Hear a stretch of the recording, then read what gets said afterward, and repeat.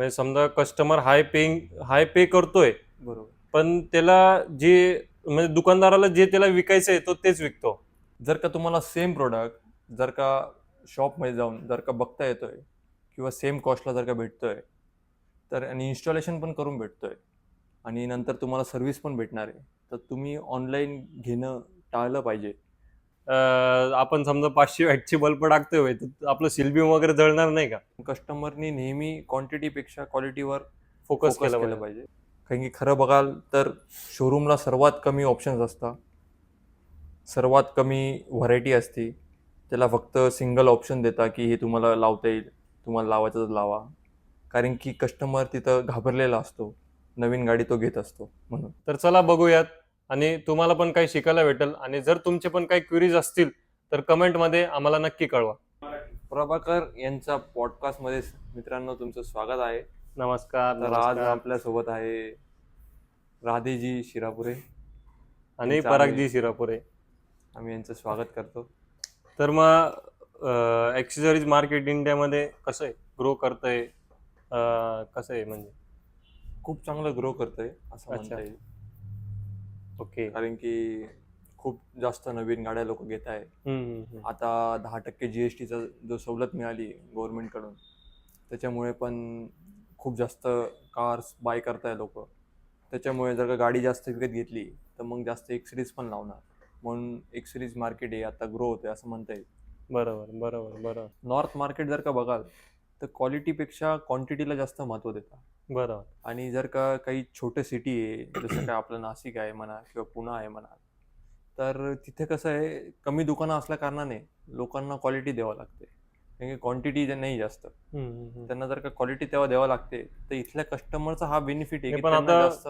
भरपूर आता असे कस्टमर येतात की मला स्वस्तातलंच पाहिजे. तर मग त्यांच्यासाठी काय उपयोग? कारण की क्वालिटी जर आपण घेणार तर मग आपल्याला हाय पे करावं लागेल. बरोबर, ते तर करावंच लागणार त्यांना.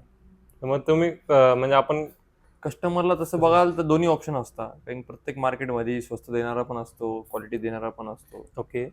तर कस्टमरच्या हातात आहे की काय करणार. पण कस्टमरनी नेहमी क्वांटिटीपेक्षा क्वालिटीवर फोकस फोकस केला केलं पाहिजे. पाहिजे. माझं पण हेच म्हणणं राहील की मी मी ॲक्च्युअलमध्ये गेलो होतो दिल्लीमध्ये. मी पाहिले होते, मी कामं पाहिले होते. कोणत्या टाईपचे कामं, कशा टाईपचे कामं होतात दिल्लीमध्ये. म्हणजे आता त्याच्यामध्ये दिल्लीमध्ये पण आपण असं म्हणतो की दिल्लीमध्ये कामं खूप बेसिक होता. म्हणजे खराब होता कामं. पण तसं नसतं. जर तुम्ही क्वालिटी घेणार असाल, जर तुम्ही हाय पे करताय, म्हणजे तुमची पेइंग कॅपॅसिटी जास्त आहे, तर तुम्हाला क्वालिटी प्रॉडक्ट्स पण भेटू शकतात. क्वालिटी सर्व्हिस पण भेटू शकते. अगदी जर बरोबर. तुम्ही एक प्रॉपर शॉपमध्ये जर जाणार असाल, म्हणजे प्रॉपर शॉपमध्ये जाऊन प्रॉपर एक काम केलं, उभं जसं राहून तिकडे जर तुम्ही काम करून घेतलं, तर एकदम तुमचं काम प्रॉपर होऊ शकतं. आणि हेच आपल्या नाशिकमध्ये चालतं आजकाल. पण नाशिकमध्ये पण भरपूर असे दुकानदार आहेत, शॉप्स आहेत, की जे हे फॉलो नाही करत. बरोबर. म्हणजे समजा कस्टमर हाय पे करतोय, बरोबर. पण त्याला जे म्हणजे दुकानदाराला जे त्याला विकायचं आहे तो तेच विकतो. म्हणजे बरोबर. समजा आता फॉर एक्झाम्पल मी साऊंड सिस्टममध्ये तुम्हाला एक देतो. समजा एक शॉपकीपर आहे, त्याच्याकडं व्हेरियस ब्रँड्स आहे. तो मी ॲज अ कस्टमर गेलो त्याच्याकडं, हाय पेइंग कॅपॅसिटी, मला म्हणजे आवाजाची एकदम आवड आहे, मला चांगले स्पीकर्स पाहिजे. पण तुम्हाला जर विकायचं JBL आहे, तर तुम्ही मला कधीच JL हे नाही करणार. बरोबर. दुकानदार काय हो. करतो, त्याच्या प्रॉफिट ज्या गोष्टीमध्ये जास्त आहे, बरोबर, ते पुश बरोबर, करतो कस्टमरला विकण्यासाठी. बरोबर, पण ते बरोबर. तसं न करता कस्टमरला काय बेस्ट आहे किंवा त्याची काय क्वालिटी त्याला म्हणजे पाहिजे, कस्टमर कसं सॅटिस्फाय होईल आपल्याला त्याच्यावरती वर्क केलं ते पाहिजे. प्रोडक्ट त्याला दिले पाहिजे. नेहमी दुकानदाराने त्याच्यावरती वर्क केलं पाहिजे. तसं होत नाही बरोबर, बरोबर. बऱ्याच ठिकाणी. आणि जे आजकाल लोक ऑनलाईन शॉपिंग करतात, समजा काही प्रोडक्ट्स वगैरे, समजा फॉर एक्झाम्पल डॅशकॅम झालं. डॅशकॅम खूप आजकाल नेसेसिटी आहे आजकाल प्रोडक्टची, म्हणजे गाडीसाठी नेसेसिटी. समजा आपण एखादं शॉप वगैरे विकत घेतलं, तसं CCTV लावतो, तसं डॅशकॅम हा आजची नेसेसिटी आहे. हो. प्रत्येक गाडीमध्ये लागलाच पाहिजे. बरोबर. तर ते लोक ऑनलाईन रिव्ह्यूज बघून ऑनलाईन Amazon, फ्लिपकार्ट वगैरे ते मागवतात. तर तुमचं काय मत राहील त्याच्यावर? कस्टमरनी डॅशकॅम लावलाच पाहिजे. ते हम्म. आजकाल खूप गरजेचं झालंय. एवढे सारे ॲक्सिडेंट्स होता किंवा दुर्घटना होता. तर कस्टमरनी त्याच्यामध्ये एकतर ब्रँड बघितला पाहिजे. त्याची वॉरंटी आहे की नाही ते जसं की बघितलं पाहिजे. ब्रँड जसं की 70 MI हा एक ब्रँड चांगला आहे. ओके. अजून तुम्ही बोलाल तर आपल्याकडे आहे क्युबो ब्रँड पण खूप चांगला आहे. ओके. तो पण आपण लावू शकतो. हम्म. एक तर वॉरंटी बघितली पाहिजे, कस्टमर सपोर्ट्स बघितला पाहिजे, त्याची फिटिंग कशी होती इन्स्टॉलेशन ते पण बघितलं पाहिजे. बरोबर. त्याच्यामध्ये 2 टाईप असतात, एक तर हार्ड वायरिंग किट असतं. जसं तुम्ही फिटिंग बोलले, ऑनलाईन वाले ते फिटिंग नाही करून देत. हां, तर ऑनलाईनला तुम्ही जर का म्हणाल तर हे सगळ्या गोष्टी बघितल्या पाहिजे. तर तुमचं काय मत राहील, कस्टमरनी म्हणजे एंड युजरनी कुठून मोस्टली परचेस केलं पाहिजे? जर का तुम्हाला सेम प्रोडक्ट जर का शॉपमध्ये जाऊन जर का बघता येतोय किंवा सेम कॉस्टला जर का भेटतोय तर, आणि इन्स्टॉलेशन पण करून भेटतोय आणि नंतर तुम्हाला सर्व्हिस पण भेटणार आहे, तर तुम्ही ऑनलाईन घेणं टाळलं पाहिजे आणि शॉपमध्ये जाऊन घेणं हे तुमच्यासाठी बेनिफिशियरी ठरेल. आणि बरोबर. तुम्हाला जर का 4 प्रोडक्ट जर का बघायला भेटताय तर तुम्हाला चूज करायला सोपं होतं. आणि कसं आहे, दुकानदार पण त्याला कस्टमरला सजेस्ट करू शकतो की तुमच्या गाडीसाठी कोणतं, तुमची रिक्वायरमेंट काय, तुमच्यासाठी तुमच्या काय रिक्वायरमेंट best नुसार तो Yes. तुम्हाला एक प्रोडक्ट सजेस्ट करू आणि शकतो. की त्याच्यामध्ये पण व्हेरायटी खूप सारी आहे. खूप सारी एक तर बरोबर. फ्रंट येतो, मग बॅक येतो आणि एक कॅबिन वाला पण येतो. आजकाल नवीन आजकाल आलेला तर आहे. नवीन आपलं स्टारविस 2 सेन्सर जो आहे तो खूप तो जास्त पण खूप जोरात चालतो. हॉट आहे, रनिंग आहे.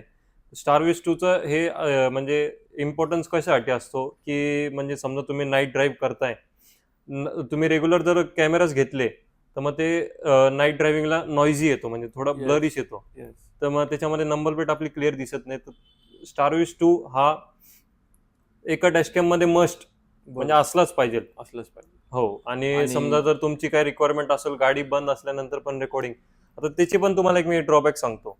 समजा तुमची गाडी बंद आहे, तुम्ही गेले कुठं आउट ऑफ स्टेशन, समजा 7-8 दिवसासाठी तुमची गाडी बंद आहे, तर मग ते डॅशकॅम जे आहे तुमची बॅटरी कंझ्युम करत राहतं. बरोबर. जर तुमची डॅशकॅम बॅटरी कंझ्युम करते म्हणजे ती बॅटरी ड्रेन होणार. तुम्ही जर रिटर्न आले, तुम्हाला जर गाडीचे नीड असेल तर ते तुम्हाला मग जम्प स्टार्ट करावी लागेल गाडी. तुम्ही मोस्टली हे हार्ड वायरिंग किट टाळली पाहिजे. आणि मोस्टली ब्रँड जर तुम्ही बघणार, 70 MI झालं, क्युबो झालं, तर त्यांची एक वेगळीच सिरीज असते. 70 MI फॉर एक्झाम्पल मी देतो.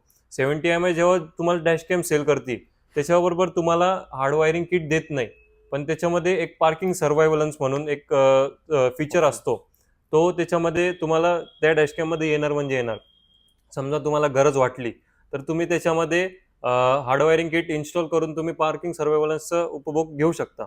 समजा हार्ड वायरिंग किट कंपल्सरी नाही केलं पाहिजे, मेन म्हणजे त्यांचं जास्त यूज हो, येते हो. ते लावलं पाहिजे. रोज यूज झाली किंवा पाहिजे. पार्किंग मध्ये बेसमेंटला उभी राहते तेव्हा पण ते एक चांगली पॉइंट आहे. बरोबर. आणि जर तुम्ही जर घेताय तर मग 70 MI मध्ये एक 4K येतो, A810, तो जो मॉडेल आहे त्याच्यामध्ये मोशन डिटेक्शन म्हणून येतं. समजा तुमची गाडी तुम्ही पार्किंग आपलं हे लावलं, हार्ड वायरिंग किट लावली, बट त्याच्यामध्ये कसं असतं, मोशन डिटेक्शन आहे. म्हणजे समजा त्याच्या एक अंतरावरती एक माणूस गेला तरच ते तेवढं रेकॉर्डिंग करतं, नाही तर रेकॉर्डिंग नाही. आणि जे आता कॅबिन मध्ये जे म्हणजे ते surveillance मोस्टली आलंय, आपल्या कामाचं काही नाहीये. समजा कोणी टुरिस्ट वगैरे असेल, हां. टुरिस्ट गाडी घेतो, तर ते त्याच्याच कामाचं आहे. बाकी किंवा मग ड्रायव्हर गाडी चालवणार आहे तर त्या केस मध्ये पण ते हा फायदेशीर बरोबर, असतं. तर जर ड्रायव्हर गाडी किंवा जर का तो आपले घरातल्या कोणाला सोडायला जातोय बरोबर किंवा स्कूलला ड्रॉप करतोय, क्लासला ड्रॉप करतोय, तेव्हा पण ते बरोबर चांगला तेव्हाच. आणि मेन म्हणजे कसं, जर तुम्ही कॅबिन घेता तर तुमच्या साईडचे मिरर्स मध्ये समजा कोणी काही करतोय तर ते पण रेकॉर्ड ते होत पण राहतं record त्याच्यामध्ये. होतं. तर मग मिथ्स आणि फॅक्ट्स भरपूर आहेत आपल्या ह्याच्यासाठी, कार साठी. जसं की सोशल मीडियावरती भरपूर शॉपकीपर्स जे आहेत ते व्हिडिओज पाठवतात की 220 वॅटचे LED बल्ब्स, 365 वॅट, 400 वॅट. जसं रिसेंटली मी आता पाहिलं की 500 वॅटचे LED बल्ब. तर त्याच्यावरती तुमचं काय मत आहे की ते ऍक्च्युअल मध्ये आहेत का तेवढे वॅटेजचे? खरं म्हणलं तर आहे ना, शॉपकीपर जो आहे, जो विकतोय कस्टमरला, हम्म. त्याला एवढं नॉलेज नसतं पहिली गोष्ट. कारण की तो पुढून त्याला जो सप्लायकडून जो माल येतोय किंवा जो बॉक्स येतोय त्याच्यावर वाचतोय 500 वॅट आहे आणि तो कस्टमर सांगतोय 500 वॅट आहे. तर तो त्याच्या जे आहे नॉलेज किंवा प्रोडक्टची जी स्पेसिफिकेशन आहे तो कधी नीट चेक करत नसतो, क्रॉस व्हेरिफिकेशन करत नसतो. म्हणून तो कस्टमरला फॉल्स इन्फॉर्मेशन देऊन विकत असतो. ह्या केसमध्ये कस्टमरनी पण हुशार व्हायला पाहिजे, दुकानदारांनी पण हुशार व्हायला पाहिजे की जे पण वॉटेज लिहिलेलं आहे ते काय आहे, ल्युमेक्स जे लिहिलेलं आहे ते काय आहे याच्याबद्दल त्यांनी नॉलेज घेतलं पाहिजे. आणि 500 वॅट जे लिहून देत आहे ते तर पहिली चुकी जी आहे ती ज्यांनी मॅन्युफॅक्चरिंग केली, ज्याला ती वस्तू विकायची, त्यांनी ते फॉल्स त्याच्या लिहिलेलं आहे, म्हणजे चुकीचं लिहिलेलं आहे. तर ते बिलकुल पण चुकीचं त्यांनी लिहिलं नाही पाहिजे. एक तर कस्टमर जर का वस्तू विकत घेतोय तर त्याला खरं बोलून विकलं पाहिजे, खरं सांगून विकलं पाहिजे. आणि बऱ्याचशा शॉपकीपर जे असतात त्यांच्याकडे मीटर वगैरे नसतं, फॅसिलिटीज नसती, म्हणून कस्टमरला जे आहे ऑथेंटिक खरं प्रोडक्ट नाही भेटत. आणि जर का सांगू इच्छितो की जे असतं वॉटेज, जर का 140 वॉट असेल तर ते 70 वॉट ईच असतं. हे पण कस्टमरला शॉपकीपरने सांगितलं पाहिजे. बरोबर. आपण समजा 500 वॅटची बल्ब टाकतोय तर आपलं सिलबीम वगैरे जळणार नाही का? एवढे हाय वॉटेज पहिली गोष्ट तर सपोर्टच नसता गाडीला. हे एकदम म्हणजे फॉल्स मार्केटिंग आहे. वायरिंग जळून जाईल. गाडी जे तुम्ही व्हिडिओज बघताय, गाडी जळून राहिली. एकदम खरं आहे. जर ऍक्च्युअल मध्ये आपण जे हे बल्ब दिले 500 वॅटेजचे, समजा 250 इंच 500 वॅटेजचे जर बल्ब दिले तर ती गाडी तर काही राहणार नाही, म्हणजे माझं असं मत राहील. कारण की तेवढी वायरिंग सपोर्टच नाहीये. खरं शक्य नाहीच आहे ना. शक्य नाही. बॉक्सवर लिहिलेलं आहे. हा बरोबर. म्हणून ते ऍक्च्युअल मध्ये जर तुम्ही पाहणार, समजा आता माझ्याकडं हे जीएमचे एलईडी बल्ब्स आहे, सॅन्सीचे एलईडी बल्ब्स आहे, लॅम्बोर्गिनीचे एलईडी बल्ब्स आहे.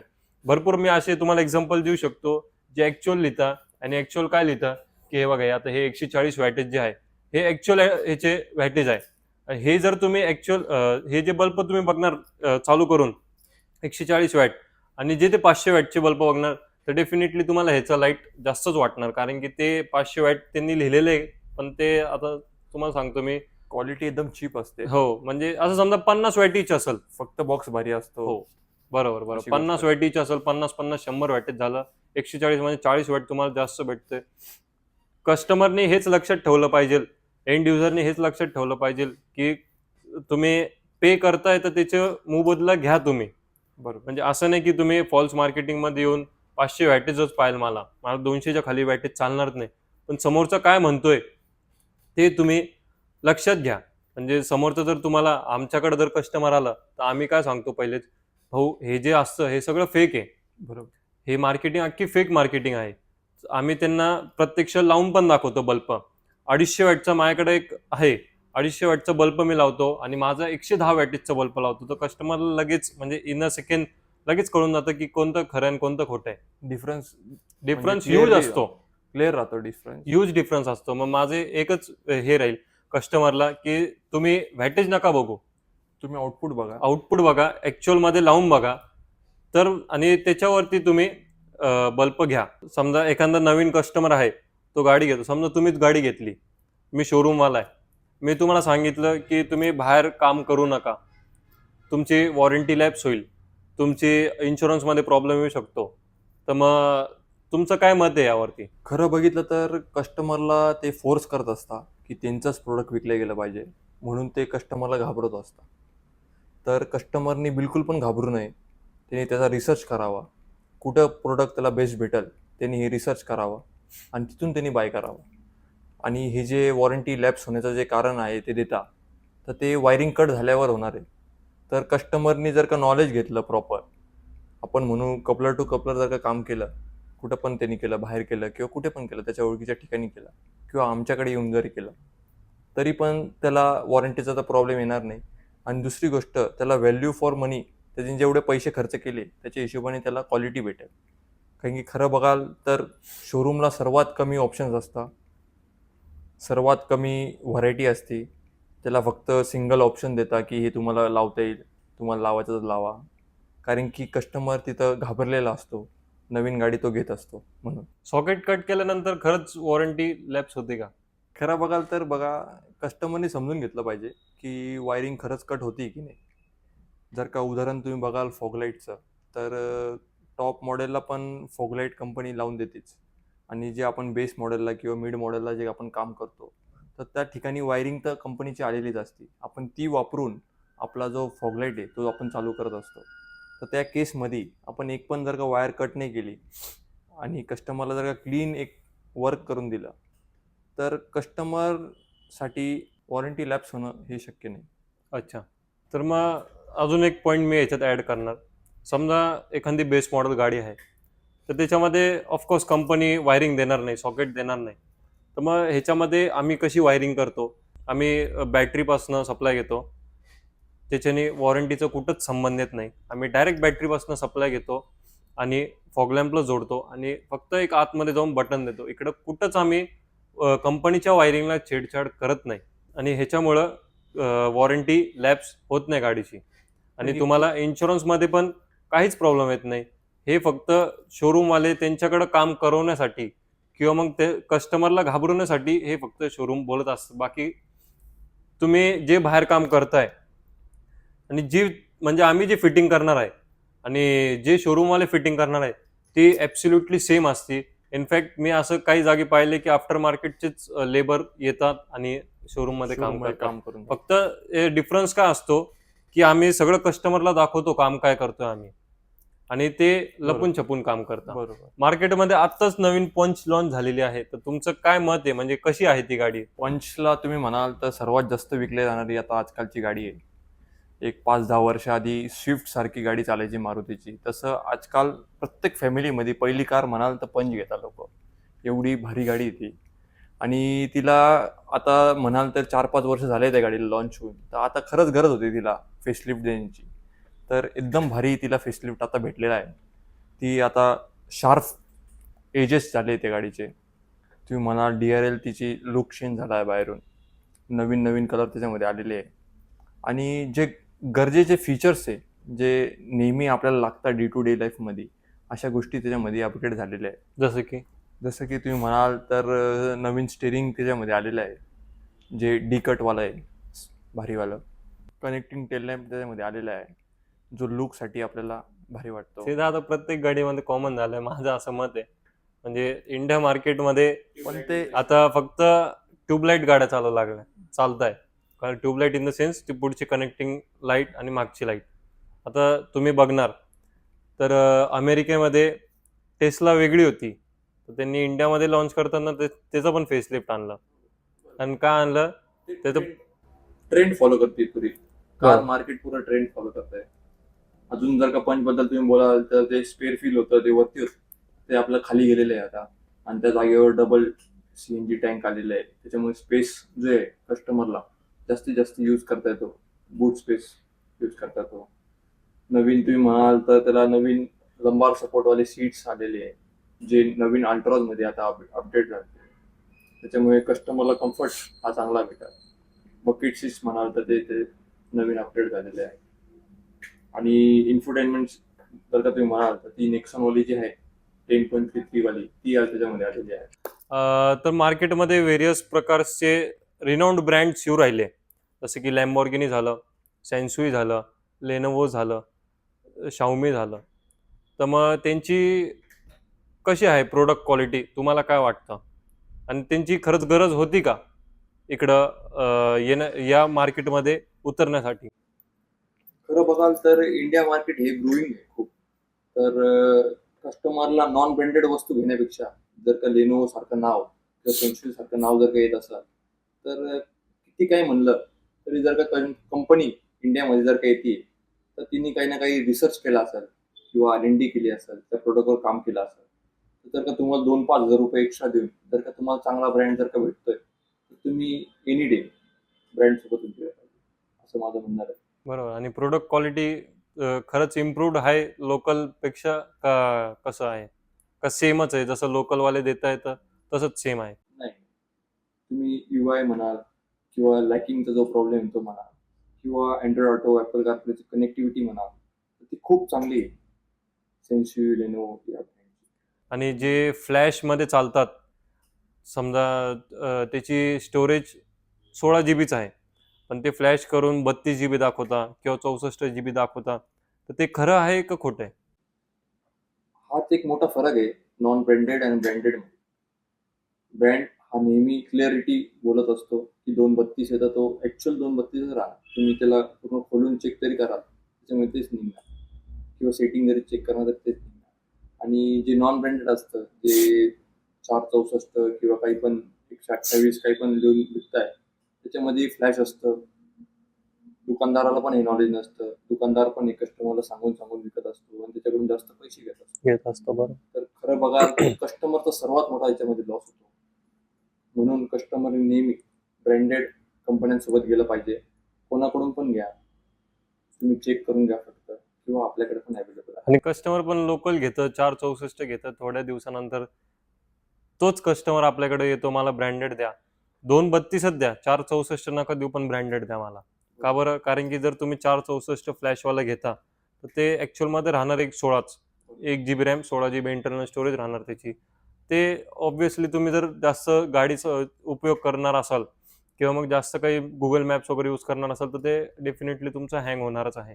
आणि जर तुम्ही हेच जर ब्रँडेड वस्तूमध्ये बघणार तर 2 GB RAM, 32 GB internal storage तुम्हाला भेटती. तर मग हे ते गुगल मॅप वगैरे किंवा जे तुमचे डे टू डे युजेज आहे ते प्रोसेस करायला चांगलं असतं. आणि त्याच्यामध्ये जे प्रोसेसर ते ब्रँड यूज करता ते पण हाय क्वालिटीचे असतात. 464 4 GB रॅम, 64 GB इंटरनल स्टोरेजवाली जी स्क्रीन आहे ती 10,000, मिनिमम 10,000च्या वरतीच चालू होते. 10,000 पण कमी सांगितले, 12,000च्या वरतीच चालू होते. त्याच्यापेक्षा जर खाली तुम्हाला जर 464 जर भेटत असेल तर मग ते तुम्ही नाही घेतलं पाहिजे. हां, जसं मी तुम्हाला सांगितलं, जर तुम्हाला ते खरंच चेक करायचं असेल तर तुम्ही स्क्रीनमध्ये CPU Z म्हणून एक ॲप्लिकेशन इन्स्टॉल करून तुम्ही चेक करू शकता की ती 232 आहे का 464 आहे. तर धन्यवाद पराग सर, तुम्ही आल्याबद्दल. आम्हाला आणि आमच्या व्ह्युअर्सला खूप काही कळालं